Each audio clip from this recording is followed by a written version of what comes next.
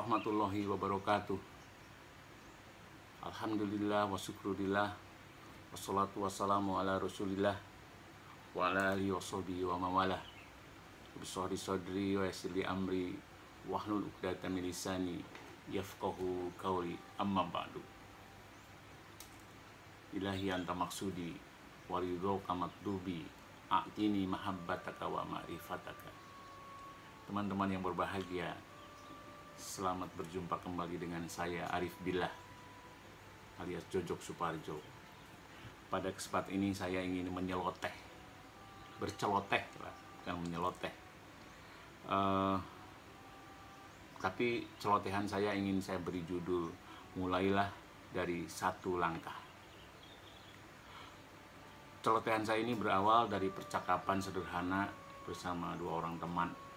Teman saya tiba-tiba mengatakan, usiaku 60 tahun. Lalu teman saya yang satunya, usiaku 55 tahun katanya. Lalu saya menyahut, kita masih muda. Usiaku hanya berbeda beberapa tahun saja dengan Anda berdua. Saya mau tanya, kalau Anda usianya berapa? Ayo, jawab. Pertanyaan kedua, apa tujuan hidup Anda dalam usia sebegitu? Teman-teman yang berbahagia, banyak orang seusia Anda merasa bingung dalam menjalani kehidupan ini. Di antara mereka masih ada saja yang belum memiliki tujuan hidup. Padahal Anda memiliki cukup kelebihan untuk menggenggam suatu kualifikasi sebagai bekal mengarungi kehidupan ini. Mengapa kelebihan itu tidak Anda manfaatkan? Kekurangan Anda hanya satu. Sekali lagi, hanya satu. Yaitu keberanian untuk melangkah. Yang sudah doktor, ayo melangkah. Mulai dari satu langkah, persiapkan diri untuk mengambil guru besarnya, profesor. Tuh masih banyak tuh teman-teman yang sebenarnya mampu tapi tidak mau melangkah. Yang masih master, masih S2, ayo melangkah untuk mengambil strata 3-nya. Karena ini kesempatan. Jadi mulailah melangkah, satu langkah saja dulu. Satu langkah untuk meraih kebebasan hidup. Kedudukan tinggi, penghasilan layak, bahkan mungkin lebih, dan mendapatkan pasangan hidup yang serasi bagi yang masih jomblo. Menurut saya, kebahagiaan adalah kebebasan dalam memilih kehidupan ini. Mengapa saya katakan demikian? Karena bagi saya, hidup bukan kepasrahan tanpa ikhtiar, kesabaran tanpa iman, ketawakalan tanpa memahami sebab-sebabnya. Hidup adalah perjuangan dan tantangan yang memerlukan pengorbanan. Saya ingin seluruh orang yang ada di sekitar saya merasa hidup senang dan bahagia. Ya, memang kedengarannya terlalu idealis, tetapi sebaik-baiknya hidup adalah bermanfaat untuk orang lain.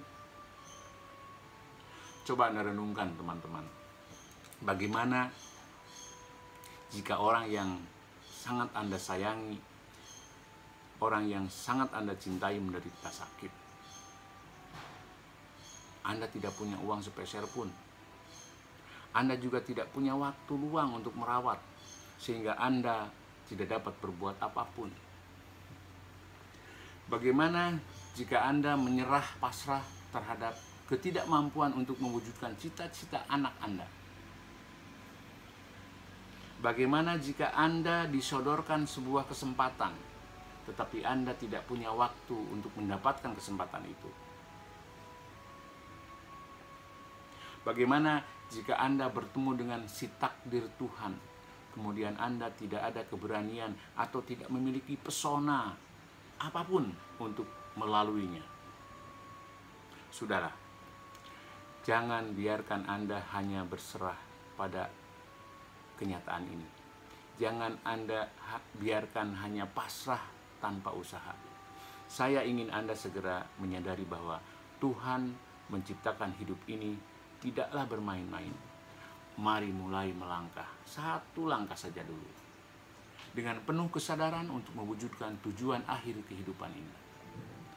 Mari melangkah, mulai satu langkah saja dulu. Tetapkan tujuan hidup Anda. Apakah tujuan Anda hanya cukup berakhir di penghujung kehidupan Anda? Atau Anda memiliki tujuan hidup yang lebih besar lagi, lebih jauh lagi? Ingatlah, risalah yang harus diemban manusia sebagai ciptaan Tuhan yang paling mulia, yaitu rahmatan lil alamin, membawa kebahagiaan di dunia untuk kebahagiaan di akhirat. Kemuliaan manusia tidak lepas dari penciptaan manusia sebagai makhluk yang berakal.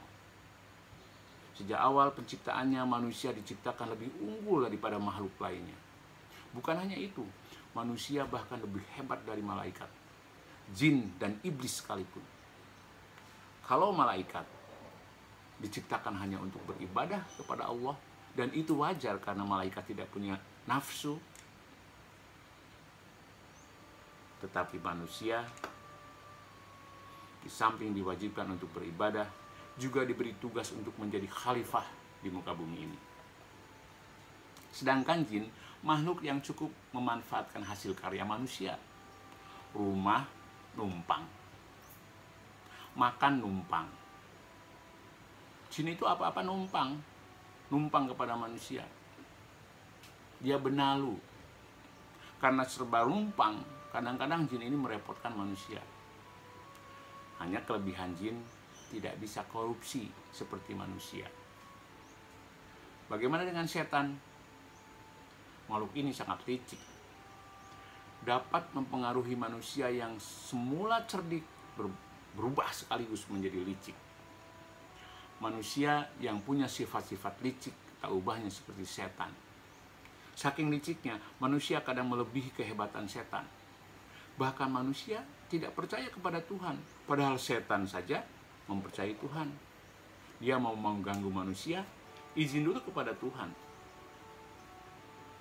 Summala atiyanahum min baini aidihim wa min khalfihim wa an aimanihim wa an sama'ilihim wa la tajidu aksaruhum syakirin.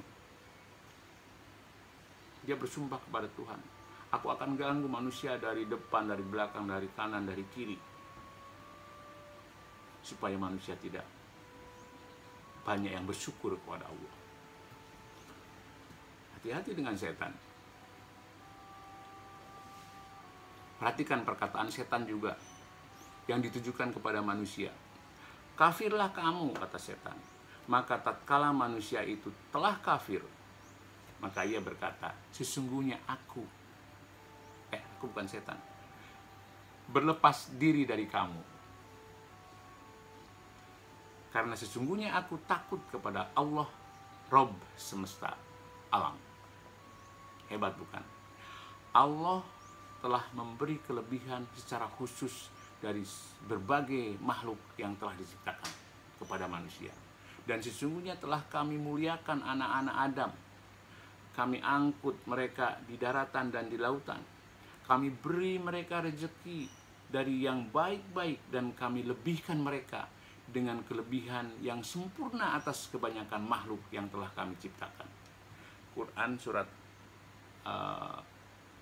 Al-Isra ayat 70. Bunyinya seperti tadi.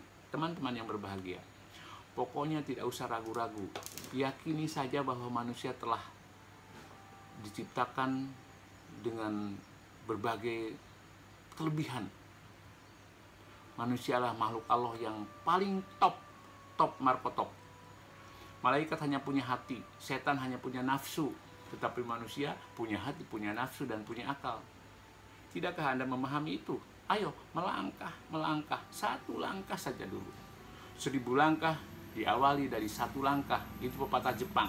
Karena itu, mulai sekarang, apapun yang akan Anda lakukan, jangan ragu-ragu lagi.